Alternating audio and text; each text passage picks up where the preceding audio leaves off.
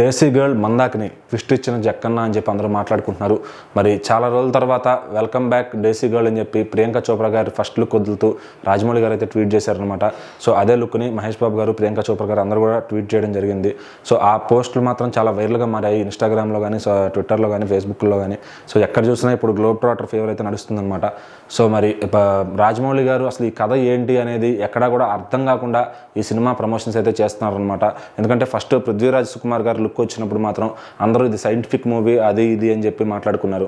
So తర్వాత మహేష్ బాబు గారి song వచ్చింది సంచారి అని చెప్పి, అది చూస్తే మళ్ళీ ఏదో ఫారెస్ట్లో తీస్తున్నారా ఏంట్రా బాబు వైల్డ్గా ఉండబోతున్న సినిమా అని. సో మళ్ళీ తర్వాత చూసుకుంటే ప్రియాంక చోప్రా గారి లుక్ గన్స్ పట్టుకుని శారీలో ఉన్న లుక్ అయితే వదిలేరు.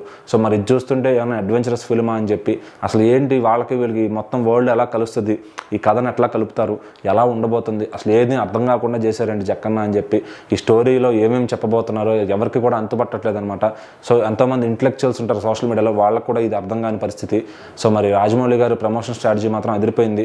వచ్చే ప్రతి లుక్ని ఫ్యాన్స్కి అయితే ఫుల్ కిక్ ఇస్తున్నారనమాట. మరి నవంబర్ 15వ తారీఖు అయితే గ్రాండ్గా ఈవెంట్ చేసి రామోజీ ఫిల్మ్ సిటీలో మహేష్ బాబు గారు లుక్ని గ్లిమ్స్ని అయితే వదలబోతున్నారు. సో మరి మహేష్ బాబు గారు లుకింగ్కి ఎలా ఉండబోతుంది, దాంతో మొత్తం క్లియర్గా ఆన్సర్ రాబోతుందా? ఎందుకంటే రాజమౌళి గారి సినిమాకు ముందు చెప్తారు ఎలాంటి జోనర్ చేయబోతున్నారు ఏంటి అని చెప్పి.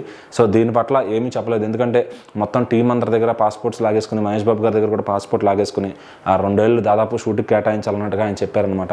సో మరి ఏదేమైనా ఈ సినిమాని ఆల్రెడీ సోషల్ మీడియాలో బజ్ తీసుకోవడం మొదలుపెట్టారు. సో మరి వచ్చే గ్లిమ్స్తో ఎంతవరకు వెళ్తుంది గ్రౌండ్ లెవెల్లోకి అనేది కూడా చూడాలి. ఎందుకంటే ఇది మొత్తం కూడా ప్రపంచవ్యాప్తంగా స్ప్రెడ్ అయ్యే ఫస్ట్ లుక్ అవబోతుందని చెప్పి మహేష్ బాబు గారి ఫ్యాన్స్ అందరూ చాలా కాన్ఫిడెంట్గా ఉన్నారు.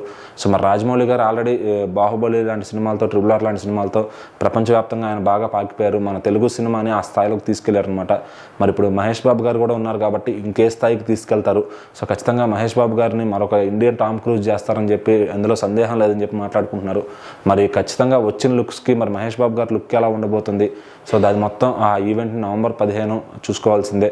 సో మరి టైటిల్ కూడా అదే రోజు అనౌన్స్ చేస్తారు. ఆయన లుక్తో పాటు చిన్న గ్లిమ్స్ లాగా కూడా వస్తుందని చెప్పి చెప్తున్నారు.